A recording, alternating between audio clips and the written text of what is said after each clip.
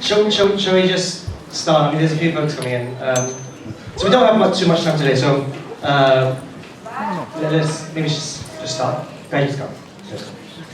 Alright, so thank you very much for coming along. I'm truly humbled to have like so many comrades come along. Thank you very much.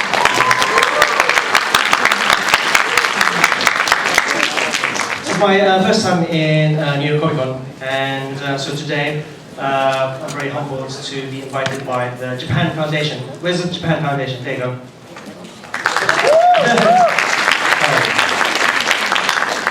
Okay, and I'm going to forget later on, but you're going to give away some stuff to everyone, is that right? Okay, so I'm just going to give you away a goodie bag later on, and as the name suggests, it's like full of goodies. There's like $50 bills in there and so on and so on. Okay, so the Japan Foundation in the US, they do many different things. They promote Japanese culture, and they also promote the Japanese language proficiency test as well. And so that's one of the reasons why I'm here today, is to talk about how I study Japanese. And so what I'm going to do today is talk about some of my work, how I learned Japanese, and how I became to basically do what I do today. Okay, so some of you may know some of this, and some of you may not.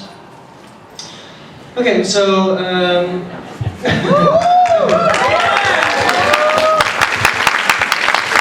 one is in the UK and moved to Japan roughly around 13 years ago. And then ever since I've been in Japan, I've worked mostly in the internet. So website manager for Amazon, product manager for Microsoft, and so on and so on. And then I left Microsoft to start up my own company, whereby I share Japanese culture with the world through a brand called Culture Japan. So through that brand, we do many different things. So one of the things is obviously a web. And so I have a website called Culture Japan. And we share lots of things. Pop culture. I love Japanese pop culture. So this was in a maid cafe in Akihabara. Ita culture. So this is probably one of the world's most awesome itasha. So itasha is basically a car which has been plastered with like really cute two-dimensional girls. So that's one example over here. And so I decided to plaster my car one day. And so it's, if you have a car, you need to do this, because if you don't, it's like lost opportunity. So basically, so we have Costco in Japan as well, and my wife, she goes to Costco and she goes to Shibuya sometimes. And that day, I would see on Twitter, like folks tweeting, "Hey, I saw this Mirai Itasha in Shibuya," and so on. So it's very recommended. And I done my bike as well. So this is called an Itachari, which is a bike made into plastered with like really cute two-dimensional girls. So living in Japan, I mean, I know what it's. I've always known what it's like to want to like live and work in Japan. And I think much of the photos that you see on the internet is lots of like touristy photos, which are great. But I also like to share some of like just daily life basically. So this is just like a restaurant just around the corner, and it looks like absolutely fantastic. And so I'd like to like share lots of my daily life on the website. So one of the great things about Japanese culture is that they've like really kept their tradition from the past, and like throughout the year there's like lots of very rich traditional Japanese events which I like to cover and share as well. I like to share pictures of girls. I like to share. What I meant to say was that I like to share pictures of fashion. Yeah, that's right. So, so we've got like modern fashion over here, two lovely ladies over here in Harajuku, a very fashionable district. And more girls, more traditional fashion, that's right, traditional fashion as well. So I cover lots of Japanese technology as well, like on the site. And so this particular contraption is a bicycle park, and underneath this there's like a huge well which goes down a few hundred feet into the ground. And what you do is you stick your bike in there, and this huge robotic arm like plucks it and like plunges it down into the depths of the earth, and will return it to you at the end of the day. So we love covering technology like this. So I do try to travel in Japan as much as I can, and this photo was taken in a place called Edo Wonderland in Nikko, which is a few hours drive north of Tokyo. So I actually go there every year to train to be a ninja, and so the first year I became a middle ninja, and the next time I go I'll be an upper ninja. So this over here is the ninja art of Photoshop. So Japan has like many great places to visit. So there's like traditional places like Asakusa over here, and these garments you can actually rent. So if you're going to Asakusa, you can actually rent these like Japanese traditional garments and like walk around for the day. And we also cover lots of very modern places in Tokyo as well. So this is not Photoshop. This is actually a huge 1:1 scale Gundam, and I'm sure most of you who are familiar with Gundam will know about this. So this is in a place called Odaiba, and there's a newly opened Diver City. Absolutely fantastic. So also cover some of the more serious topics in Japan as well. So after the earthquake struck in 2011, I went up to the most heavily stricken areas to cover the recovery efforts by the volunteers. So I have a few clients in the anime industry. So some of my clients include Good Smile Company. They make loads of fantastic figures. Bushiroad, trading card games. Konami, Snake! And Kurokawa, King Records, and ASCII Engineers. Some Snake fans next door as well. And very recently, Production IG jumped on board. So I'm helping them with an anime called 009, Re-Cyborg. And this is directed by, what's his name? Kamiyama Kenji-san, who done Ghost in the Shell and Eden of the East as well.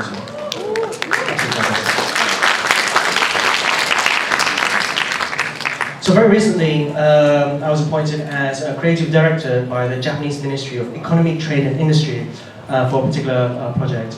And so I was like very deeply humbled that my work of like sharing Japanese culture throughout the world became known by the Japanese government, and they contacted me for my services. So this guy in the middle of here, he is actually the minister. So some of you may recognize him. He was like wearing a blue suit on TV, sweating when during the nuclear crisis. So that's him right there. Okay, so we do lots of TV production as well. So I've got a TV show called Culture Japan. So it's in its so in the US it's actually shown on Mnet. I was wondering how many of you have seen it on Mnet? Can I see? Oh, lovely, lovely.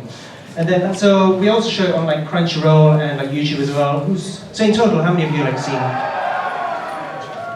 And quite a lot next door I see as well. Okay, so this basically is an extension of my writings on the web, and I cover lots of Japanese pop culture, lots of traditional culture as well. And so we're going to have a look at a quick trailer of Culture Japan Season 2. 3, 2, 1!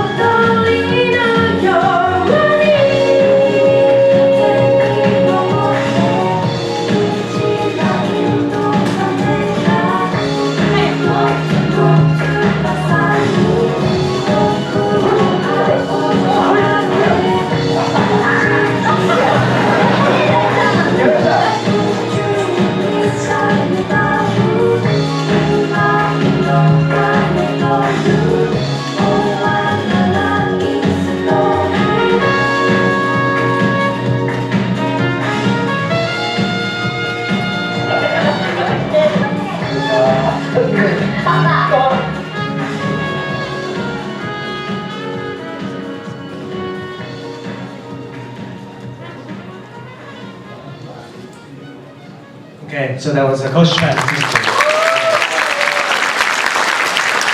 So if you haven't seen this, it's available on Crunchyroll, and it's also available on YouTube as well, like the full HD version. So just do a search for Culture Japan. So we've got another TV show in Japan. So whereas Culture Japan is like aimed at folks like around the world, this TV show over here, Tokyo NYCC Check Time, is aimed at folks inside Japan, where I report on like hot otaku topics around the world for business folks in Japan. It's called Tokyo MX Check Time. We're going to see a really quick clip coming up. 火曜日の特集は注目のカルチャージャパンオタクビジネス情報、ダニーチューさんがお届けします。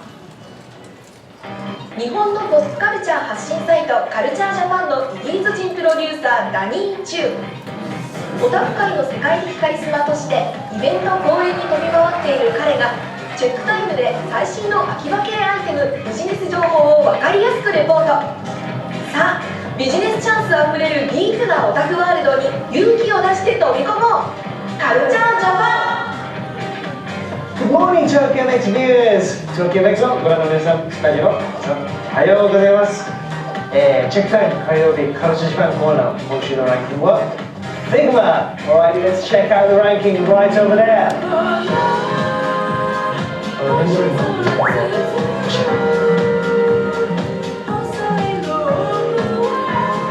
やっぱりフィギュアとかも、すごい大好きなんでね。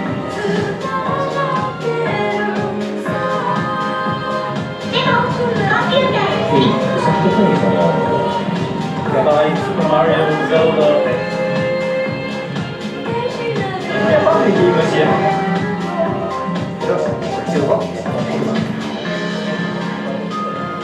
ミラちゃんの。板シートまで巻いて板シャー。後ろ新しいドアです。次にちょっと入るのが引っかかるんですけど。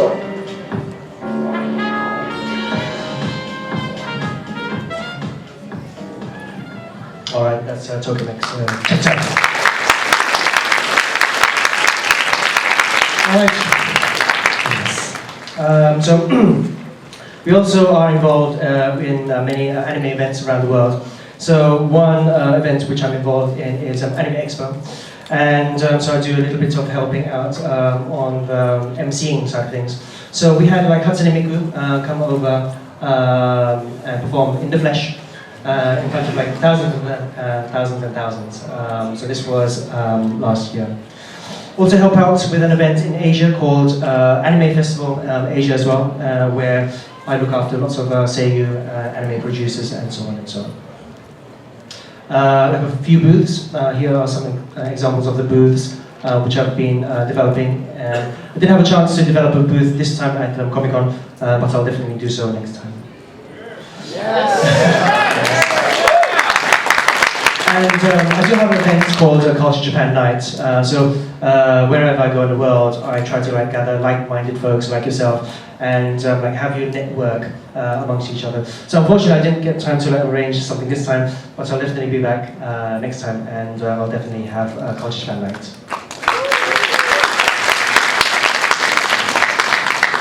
Okay, so we also do some character and some content and character development. So, not a lot of people know, but I've developed a character called Yume Nanami-chan. So, as you can see, she is dressed in traditional workman clothes.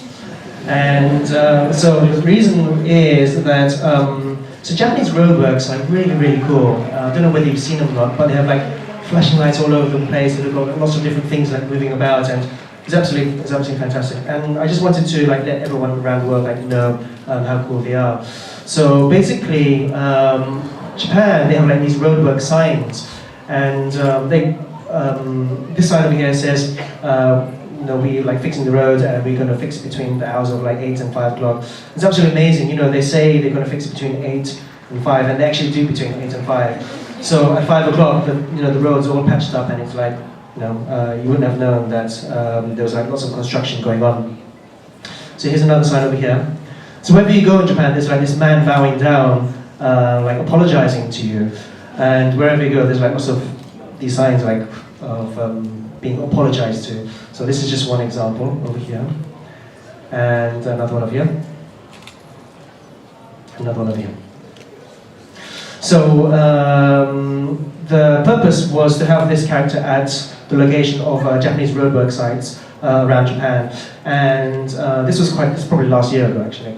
So a construction company, they contacted me and they asked whether they could use Nanami-chan, and they're using it now to like guide poor lost people around the construction areas. So over the next year, there's going to be lots more Nanami-chan all over Japan.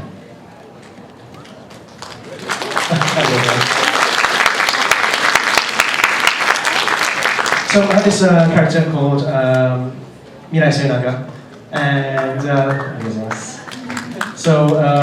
mascot character which keeps me company during work.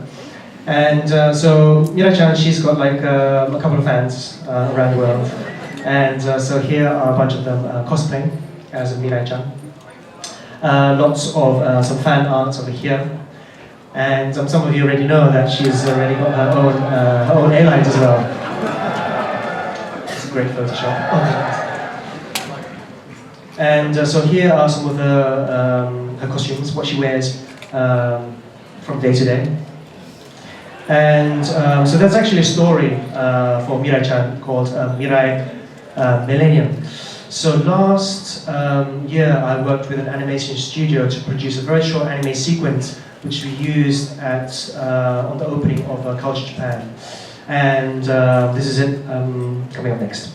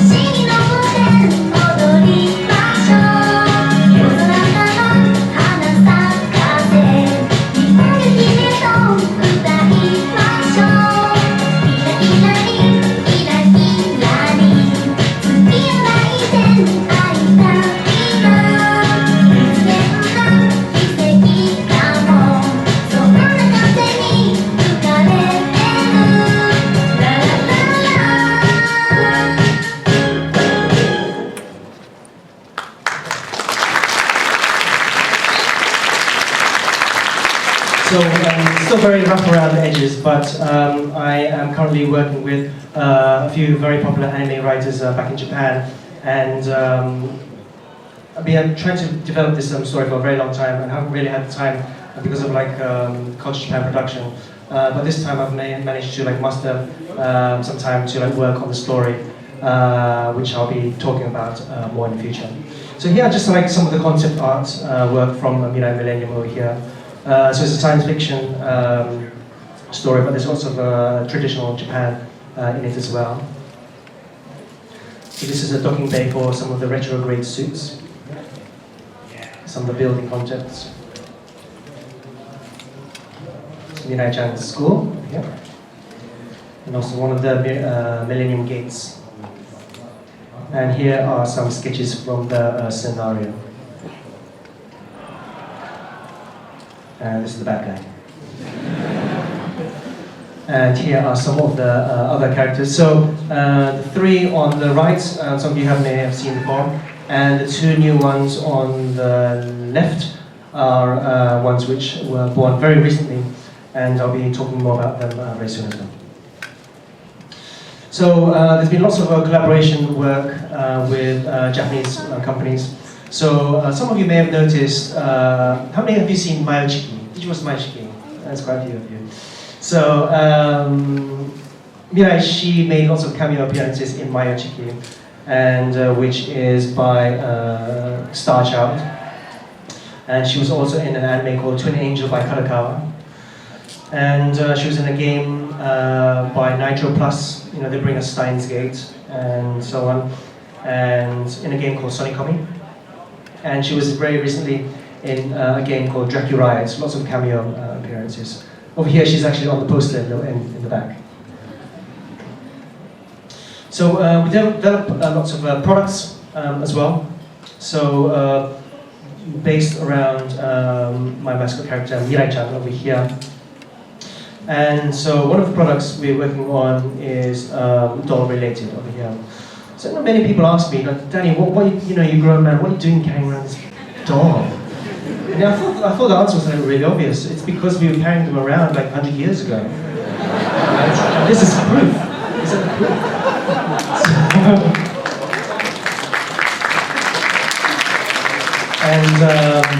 So I'm just like carrying on the tradition, basically.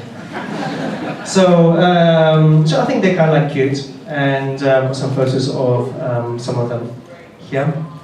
I'm actually trying to poison you through these photos. Wearing my mascot character's uniform. Okay, I'm working with ASCII Media Works. They brought us titles like Railgun, Toradora, and what's the word? Origimo very recently. So we're publishing a book called The Worldwide Otaku Report. So this book is going to be in English and in Japanese, and it labels folks, mainly like the anime industry in Japan, if they want to like learn about like American otaku, they can pick up this book and like read about American otaku. So there was a particular submission period whereby like otaku in America, they would submit their details and to become a representative for the country. And there were like so many incredible American otaku that we decided not to include just one, but there's kind of like, I think there's probably like 10 different American otaku like based all around the US. So it's going to be a fantastic book, and that's going to be out in December-ish.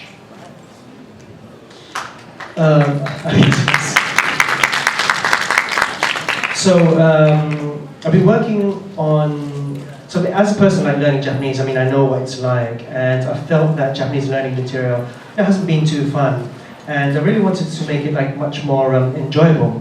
So I came up with this product over here called Moai Kana. So these are basically, back over here. So these are basically Japanese language flashcards. And the first set basically teaches us the basic Japanese syllabary called hiragana. And here's another example as well. And it comes with a plastic bag, so that when you want to study while you're swimming or having a shower, it's going to protect your cards as well. And here's the full set we have. And some fellow gaijin learning Japanese. And even if you can't read hiragana like straight away, there's lots of other ways that you can play them. So Moai Kana was developed. So I developed Moai Kana for like foreigners to learn Japanese. But what happened was lots of Japanese folks, they bought Moai Kana for their kids to learn hiragana, and they've been like sending me in photos like this. And it sold so well in Japan that it became the second best-selling anime product on Amazon Japan, which was it's quite a nice surprise actually. So the product, is developed by myself, and I release it through a Good Smart company. And so Good Smart company, they just happen to have a booth in the exhibition hall, and they just happen to have some Moikana.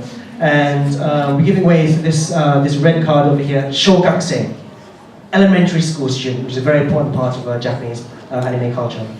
And you can, if you get yourself a pack of Moikana, if they've got some left, then they're going to give you one of these cards. So we sold like tens of thousands of packs of Moikana around the world, and it only made sense to produce the next product, which is Moe Kanji. So basically, we're going to use Moe illustrations to help people learn kanji. So these are, I haven't checked any of these yet, but these are going to be released in this coming December. And so you're getting, I think you guys are the first people to like look at most of these illustrations, which are coming out soon. And two of my most favorite cards in here. Do you like these cards in here? You like them? You get that? Anyway. And some more cards. We've got a collaboration card over here with Nitro Plus. So there's a Supersonico over there. And two of my very favorite cards over here. Okay, that's out in December. So also develop mobile applications. So we've released Mirai Clock 3, which has been out for the iOS for quite a while, and we've very recently released the Android version. So this is a very rough video which I took in the hotel like this morning. So if you do a search for Mirai Clock 3, it's available for your Android, and I haven't included any of those like really annoying ads, so there's like no ads in it.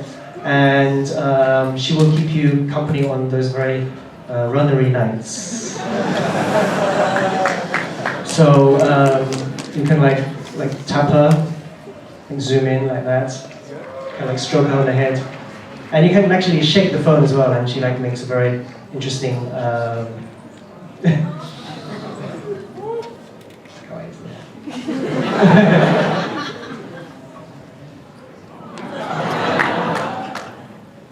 So that's actually like a two-dimensional illustration, but we've like made it so that it appears to be 3D using live 2D technology.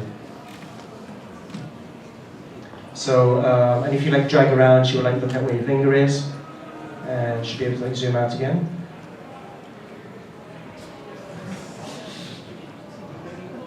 And if you touch her off-eye, she gets a little angry. Anyway. So that's free right now, Mirai Clock 3. Okay, so we've got another figure coming out. So we've had Figma released by Good Smart company. We've got an Android version of Mirai-chan. So that's coming out in December as well. And she comes with like lots of bits and pieces. She comes with like a Moe kind of style face as well. Very sweet indeed. And she comes with a small miniature pack of these Moe Kana. It's actually a full pack. So this has got like 50 cards in it. And so this Android version will actually have like 50 cards, but like mini versions as well. And she also comes with a little car to drive you around. All right, so that's basically what I do in a kind of like small nutshell. We're going to take a break right now and have a look at quick video.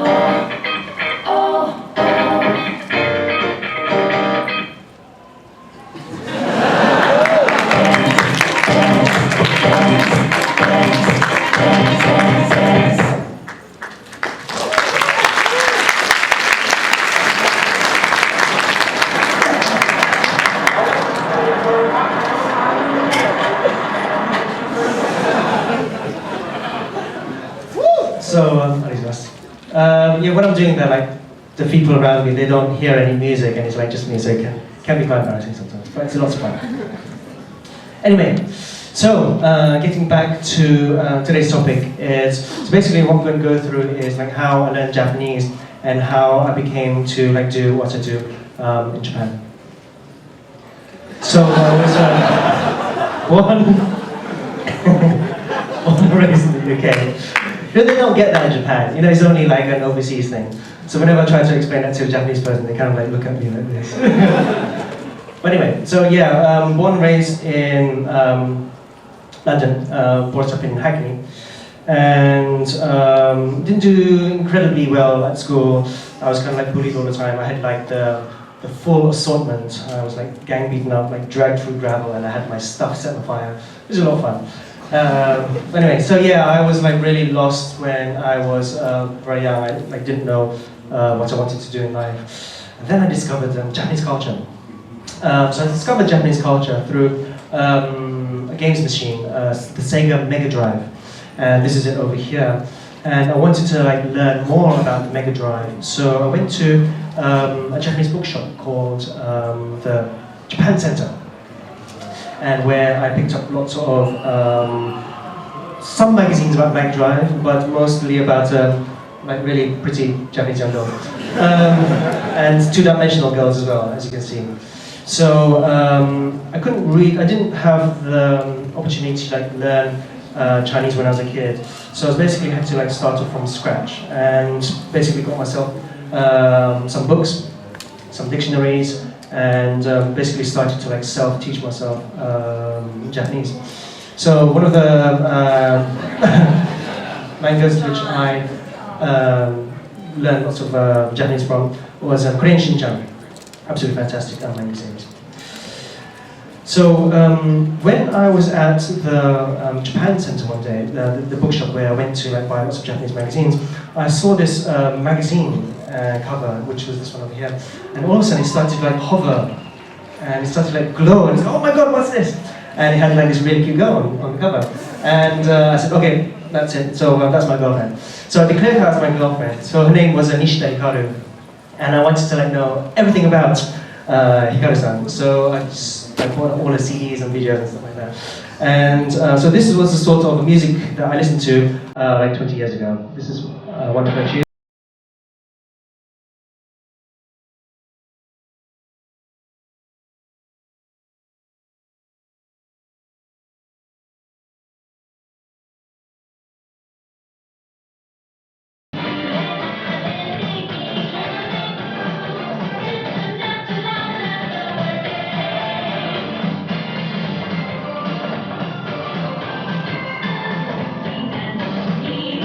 Alright, we better move on before my wife gets angry. She's sitting over there. Anyway, so listening to Japanese. So Japanese CDs, most of them come with the lyrics. So it's very good for you listening and very good for like studying Japanese at the same time. So 20 years ago, there was like no internet. Can you imagine like no internet? Awesome, no internet, you know.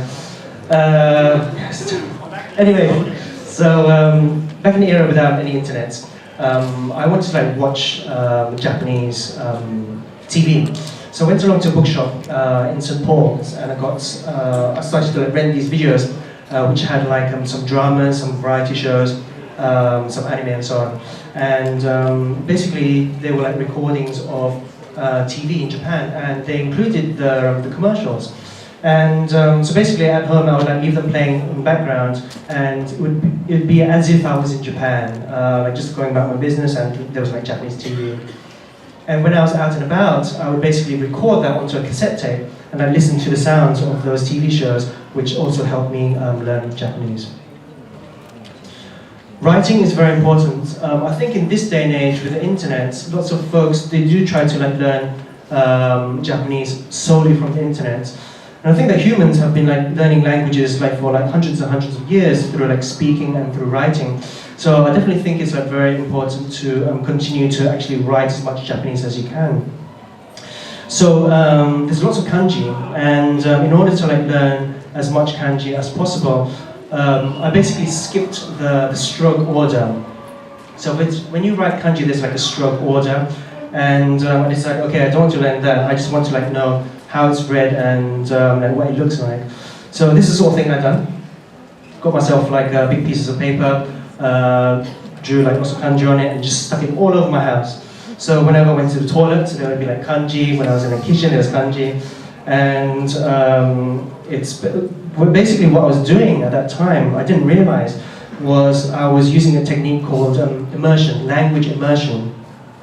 So basically, this is to immerse yourself in that culture of that language or that culture. And so an example on here is so Hikaru-san, my imaginary girlfriend. So I had like, lots of pictures of her and other girlfriends and so like the magazine cover like on the wall over here, I would like memorize like everything that was like written on that magazine cover basically.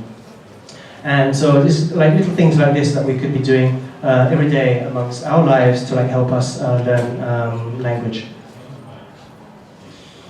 This is a picture taken very recently in a place called Angel in London. And there's like lots of roadworks going on. London is really famous for its roadworks. Every time I go back, there's like roadworks, there's like no road workers. And it's like full of like newspapers and like chips and like cones. And like buses come in like 5 in a row. It's like the same bus, the 38 bus, and it's like all in a row. But anyway, so I wanted to like learn, I wanted to like speak Japanese. And so I started taking classes at Angel. And at first, it was okay. And then I said to my sensei, hey sensei, one of my dreams is to live and work in Japan. And he said to me, just forget it. As a foreigner, that's just not going to happen. So, what are you talking about? You're a Japanese sensei. What? And so the only reason I could think of was that he wanted me to stay in England so I could keep paying for these lessons to like feed him. And so I just like didn't get it. So I think the very important thing here is that whenever you try to do something in life, there's always going to be someone who tries to stop you for whatever reason. There's like many different reasons that they can they want to stop you. And so I think the very important thing is to don't let others tell you that you can't because you can. So anyway, I moved on, and one of the things that I had done was to set goals for myself. I passed level 4 1 year, and then I skipped level 3, and then I passed level 2. So I think it's very important for, especially when you're learning Japanese on your own, to discipline yourself and set goals for yourself. I think the Japanese proficiency test is a great way for you to set a goal for yourself. And actually in Japan, it's actually a standard. So if you're like going for like a job interview, they will ask you what level of Japanese proficiency test you have. So carrying on from the incident at Angel, I wanted to like speak Japanese. So I came across this language exchange club in Bond Street. And so basically it was a room run by an accountant, and lots of Japanese folks would come along, gathered with like lots of local folks, and they would like have a language exchange basically. So that really helped me interface with like Japanese folks and like learn the language. So at the time, there's like no computers. The accountant's office, they had like this word processor, like a typewriter. And I said, hey, can I just borrow your typewriter? And they said, yeah, sure. And basically what I did was, I took it and I typed out like all the kanji. Typed them all out on this like sheet of A4, and I blew it up using photocopier into like A3, had them like all over my house. And then I made like really small ones which I would laminate and just like carry around with me. So like if I'm waiting for a bus or a train or whatever, there's like no downtime. There's like no downtime when I'm studying. And I also made a version like this over here. These are verbs over here. Actually, if you folks who can read Japanese, it actually says at the top of here, it says Nihon, there was a nantoka kakikata Danishu, Nishida Hikaru-chan no koibito. So basically says, I am Nishida Hikaru's boyfriend. So I really did think I was her boyfriend. But anyway. So at those Japanese language exchange classes, I met lots of Japanese folks, and they became very good friends indeed. So one of the things that I recommend, like when you're learning Japanese, is to learn as much about the culture as possible. And you can do that by speaking to Japanese folks and like making lots of Japanese friends as well. And so I spent lots of time with them when I was in Japan. Like they took me around and so on and so on. So it's a very important experience. Another thing that you can be doing, and obviously all of this was like in London, so you don't need to be in Japan to do this, is to seek part-time jobs which are related to Japanese language. So at the time, I got myself a part-time job as a translator for a publishing company who was publishing books aimed at Japanese women who were relocated to England. So I was doing like some sort of translation work and earn money at the same time. But not everything I did was for money. I did some things for free. So there was a place, there was a company called, I think Island Publishing or something. They released lots of anime titles in the UK. So I went along one day to the offices and I just rang the bell and said, I can speak Japanese and I love anime, please use me. And basically the boss said, okay, and they set up this magazine, this fan club magazine called Magazine. And basically what they did was they would send me videos, so here are some videos over here. And these weren't released in the UK yet, and I would basically review them, they would be published in the magazine, and that would help as promotion for those anime titles. So just some examples of what you can be doing regarding jobs. So I did get myself another job in a Japanese restaurant called Benihana. You go to Benihana every day in the US, is that right? No. Anyway, so yeah, they've got like chefs who like throw around knives and like kill customers, and then they take their meat and cook it in front of them for other customers. But I couldn't stand the smell of the human meat. So I was a waiter instead, where I like carried dishes, washed dishes, and mostly spent my time like breaking dishes. And it was fantastic because I also got to meet my wife. No, not this one. Not this one too, but this one over here. And so I think that without discovering Japanese culture, I definitely wouldn't have been able to like meet my lovely missus.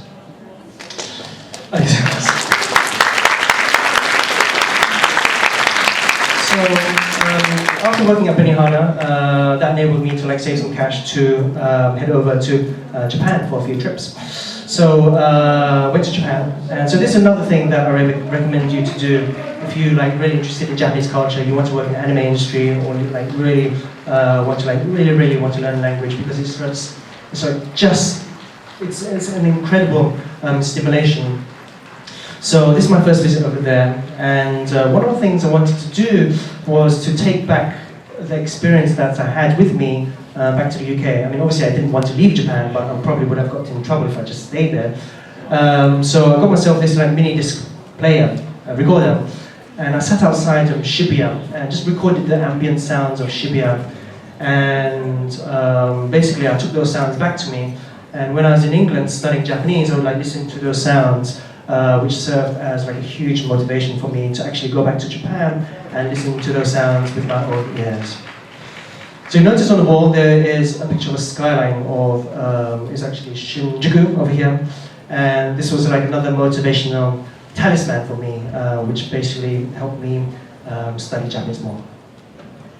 Another thing I've done was buy lots of Japanese learning material like these over here. Okay, so they're very important to like get lots of Japanese learning material like DVDs or whatever. Well, they didn't have DVDs back then, they had like CDs, VHS, and other stuff. But anyway.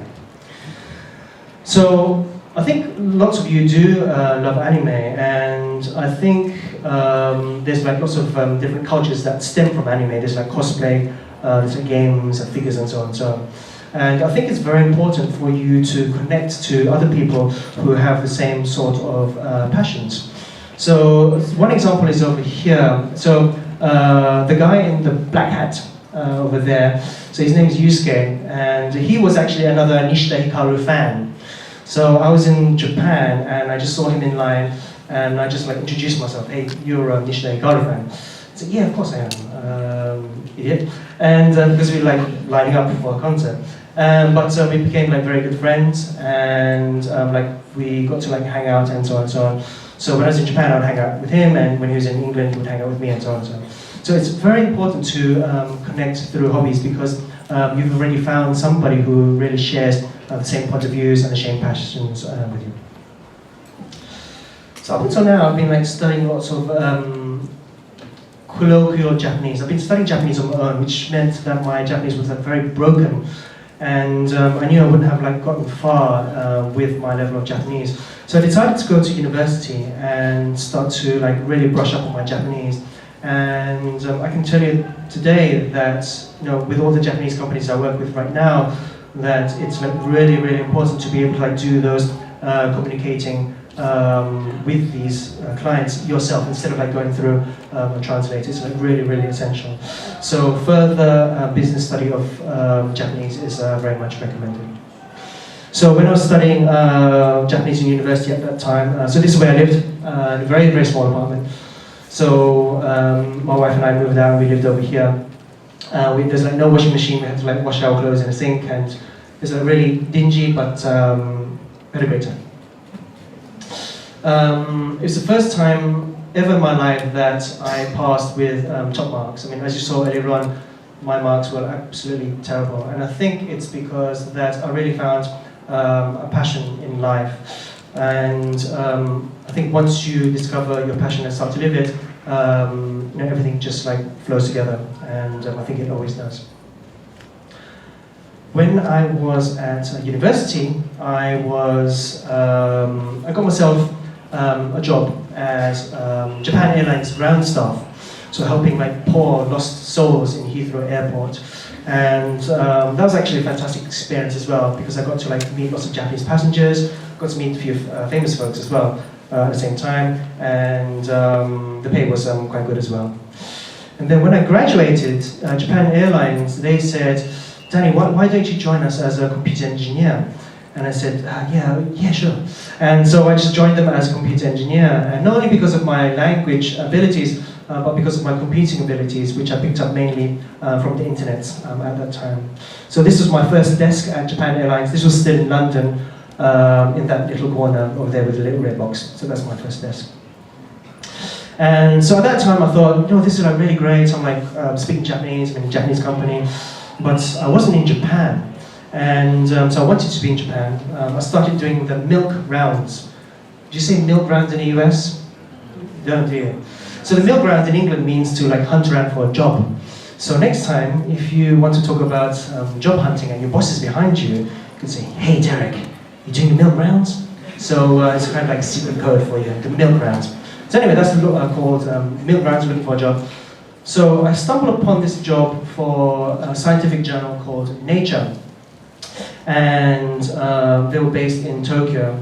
And I went along for an interview, spoke with the boss, and we talked about how it would be really cool to have a Korean website. And so I went home that day. So when I was at university, I actually took Korean as well, so I speak Korean as well.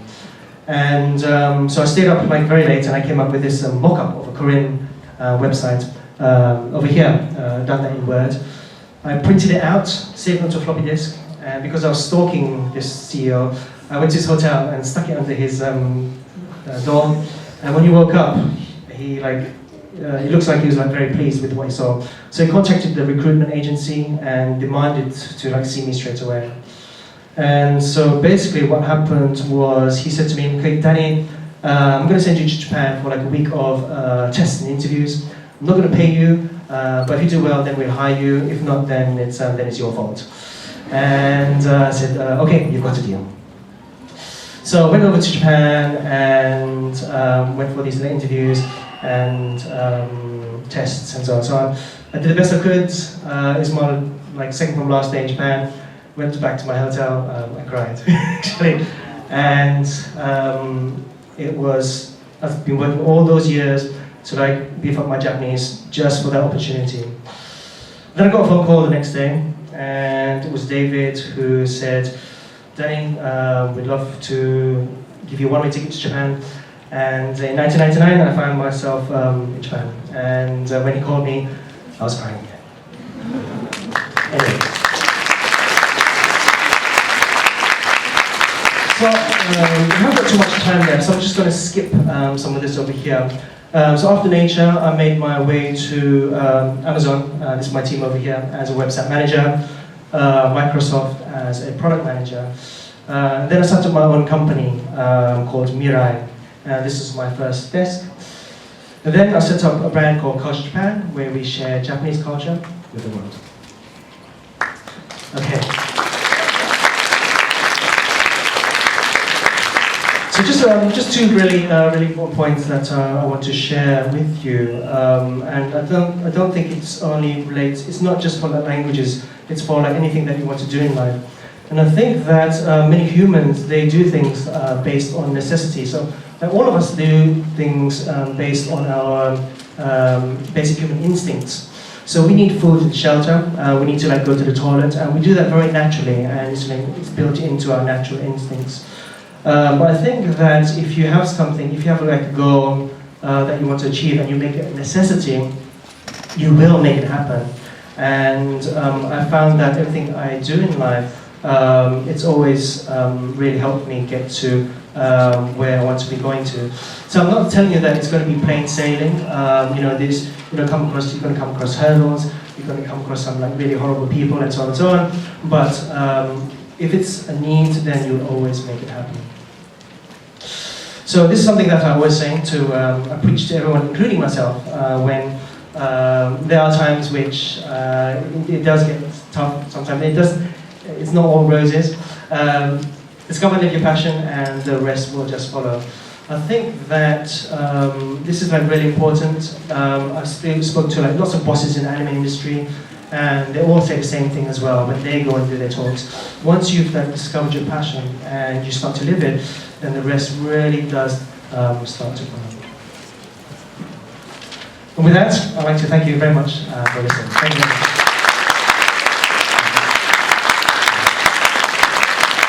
Alright, so just very quickly, before it's checking out time, so it looks like there is a questionnaire over here. No, it's not a questionnaire.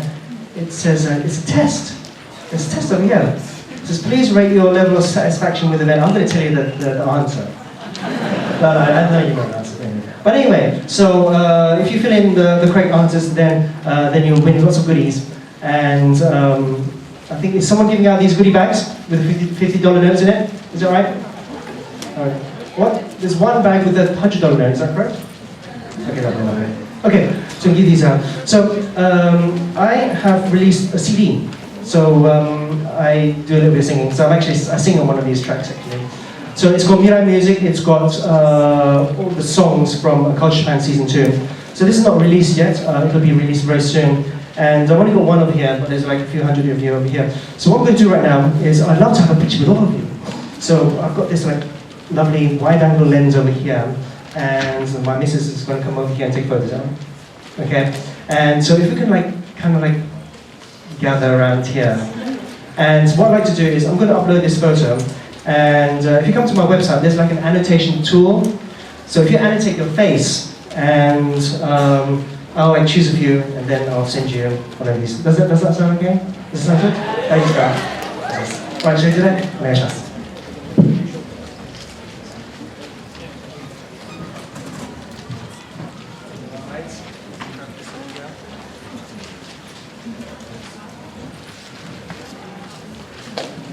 Right, please don't be shy, please gather, come in the middle, please don't be shy.